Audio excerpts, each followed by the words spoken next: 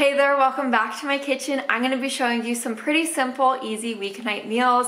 These meals are also toddler approved. My 19-month-old enjoyed all of them, so that is a plus for me. Anyways, I hope your week went well, and let's go get to cooking. We're going to begin today by making this spot-on burrito casserole. It is really amazing. So to this large bowl, I'm going to be adding a half of a diced up purple onion and a diced red bell pepper. And then you're going to be adding your 1 cup of rice. I chose to use basmati rice. And then of course for the seasonings, I'm going to be adding in about 2 tablespoons of some chili powder, teaspoon of garlic powder and cumin, a half a teaspoon of oregano and salt. That oregano is going to add a lot of some great flavor. You're just going to mix all of these ingredients to combine and then set it to the side. Over to my 3.5 cups of some chicken broth, you're going to add 2 tablespoons of some tomato paste in, along with a tablespoon of some olive oil. Just whisk these ingredients to combine.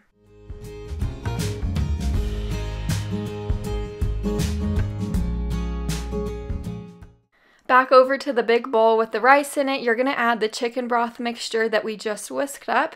You're going to mix these ingredients together, and now you're going to add in your 2.5 cups of some shredded chicken breast. You could use a rotisserie chicken, or I just boiled mine up in my Instant Pot and then shredded it from there. I added in 1 can of drained and rinsed pinto beans along with 1 cup of some frozen corn. Now that I am through mixing that together, I pulled out my large casserole dish, sprayed it with plenty of nonstick spray, and I'm going to add our casserole mixture in there and then cover this with some aluminum foil. This is going to bake in a preheated oven to 400 degrees for about 50 to 60 minutes. Once out of the oven, I removed the aluminum foil. Now I'm adding 2 cups of Monterey Jack cheese on top. I'm going to place this under my broiler for 3 minutes to make the cheese nice and melty. Here it is out of the oven. I sprinkled mine with some cilantro on top, avocado, cherry tomato, more purple onion. Seriously, just top yours with whatever you like. This came out so good. My family loved this meal, and I was really happy because my little daughter Brinley, she even enjoyed this dinner. This spinach pasta dish will really impress you. It has a lot of great flavor. To get this one started, I'm going to cook up 1 pound of some Italian sausage and then remove any of the excess grease in the pan. While I have our sausage cooking, I'm going to take this time and boil up our half a pound of bowtie pasta noodles. You know how much I love garlic, so now that the sausage is cooked, I'm just going to be adding about 3 teaspoons of some garlic in. Stir this around and let that garlic get fragrant. The rest of the ingredients we're going to add in before I let this simmer is 14 ounces of diced tomatoes. I use the petite diced tomatoes. And then for the seasonings, I'm adding in a teaspoon of paprika, just a pinch of some red pepper flakes, a teaspoon of Italian seasoning. I do want to let you know, if you want this spicy, go ahead and add in some cayenne pepper. But if you don't want it spicy, don't add the cayenne in. 2 tablespoons of some tomato paste, a half a cup of veggie broth. You're going to stir this to combine and let this simmer on your stove for about 5 to 10 minutes. Once through simmering, you're going to add in your 2 cups of some fresh spinach. Of course, the spinach is optional, but I do like adding the spinach in for this recipe. Once the spinach wilts down, you're going to add your drained pasta.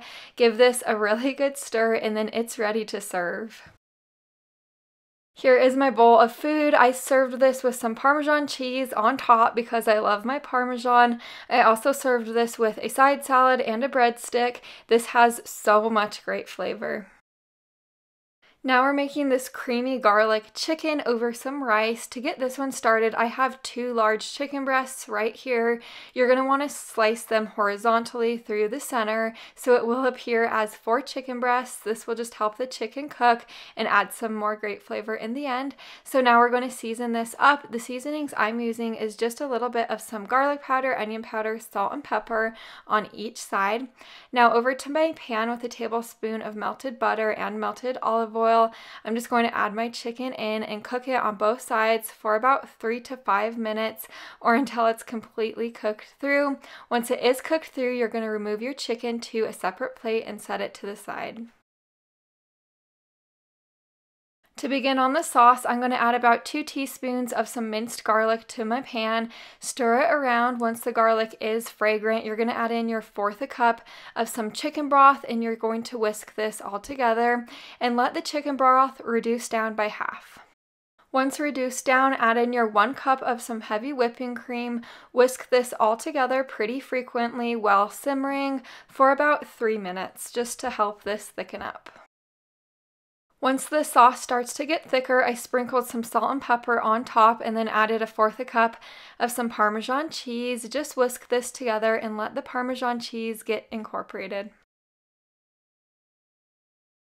To give this a little bit more pizzazz, I'm adding in 2 cups of some fresh baby spinach and a half of a lemon, and I'm going to let the spinach wilt down. Once it does wilt down, I'm going to add the chicken back in and let the chicken heat through, and then it's ready to serve.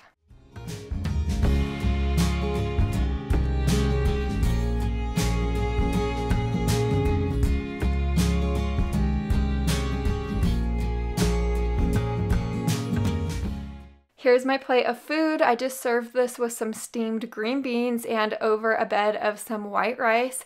This came out so amazing. You could also serve this over some egg noodles, and that would be just as delicious.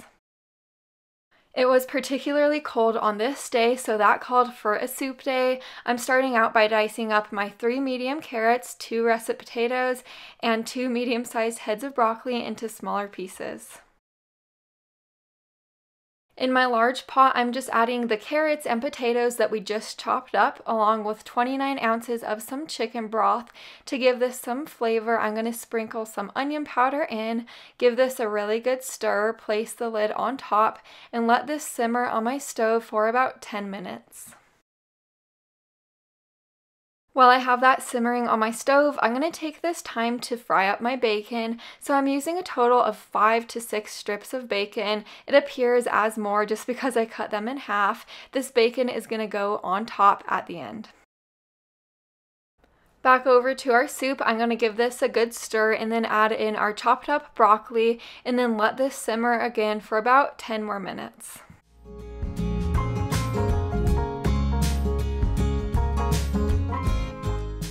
Now that we have our broccoli simmering, I'm going to be working on our cheese sauce now. So to this pot, I added 3 tablespoons of butter, let that melt down. Once it was melted down, I added our 1/3 cup of some regular all-purpose flour. I'm going to give this a good whisk, let that flour get a nice and golden brown color. So now I'm going to slowly add in my 3½ cups of regular milk. You do want to add it in kind of slowly just so the flour doesn't get clumpy. But anyways, I'm just going to let this simmer on my stove for about 5 minutes, stirring it pretty frequently. Now that our milk is starting to thicken up, I'm just going to sprinkle this with a little bit of some salt, pepper, and garlic powder. And then you're going to add in your 4 cups of shredded sharp cheddar cheese. Give this a good stir. Once the cheese melts down, that's pretty much all you have to do. You don't have to cook it any further than that. And then you're going to add this back into your soup. So add the cheese mixture into the soup. Give this a really good stir. Let everything warm through, and then your soup is ready to serve. This is the finished product. I just sprinkled mine with plenty of salt, pepper, more cheese, and then some of the bacon that we fried up on the stove. I just crumbled it. This came out so good. It was a nice mix between potato soup and broccoli cheddar soup. Seriously, 10 out of 10. I definitely recommend.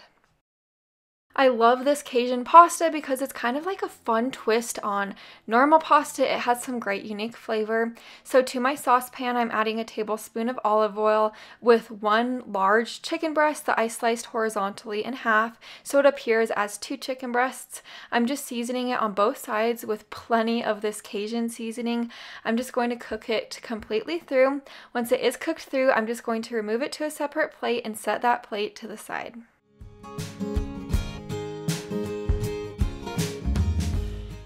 Before I begin to work on my sauce, I'm going to boil up 8 ounces of some pasta in this pot. So now to begin on the sauce, I'm going to melt down a tablespoon of olive oil and butter in my pan. Once it is melted down, I'm adding in my 3 teaspoons of some garlic. I'm going to let the garlic get fragrant. Add your 1 cup of heavy whipping cream in and about a teaspoon of some lemon zest. The lemon zest might sound weird, but it is going to give this some extremely unique, kind of fun flavor.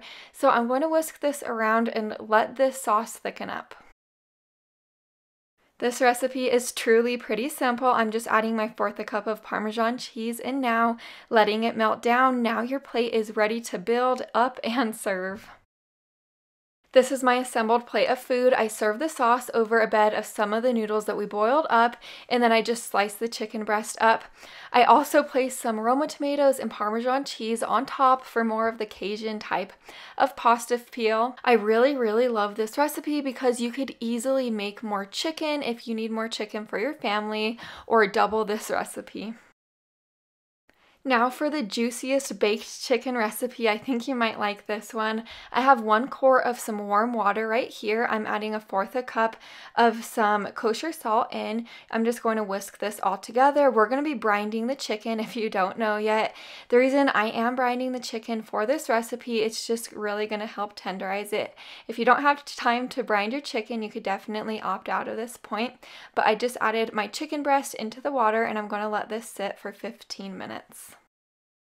After my chicken was through with that, I just removed it to a cutting board, sliced the chicken horizontally in half. I'm just seasoning this on both sides with salt, pepper, oregano, onion powder, garlic powder, paprika. You could really use any type of seasonings that your family likes at this point. Just make sure you season on both sides.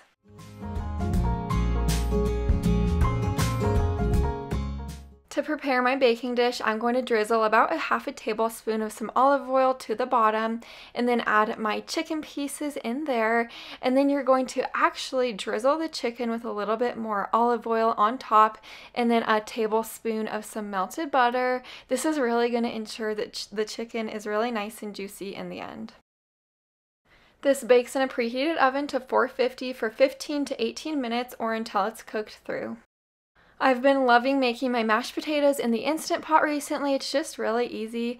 So to my Instant Pot, I have 4 medium-sized russet potatoes. I place them on my trivet with 1 cup of some water. I'm going to put the Instant Pot on sealing and then put this on high pressure for 10 minutes with a 3-minute natural release. Here they are after cooking. I'm just going to remove the potatoes to a separate plate and remove all of the water at the bottom of the Instant Pot.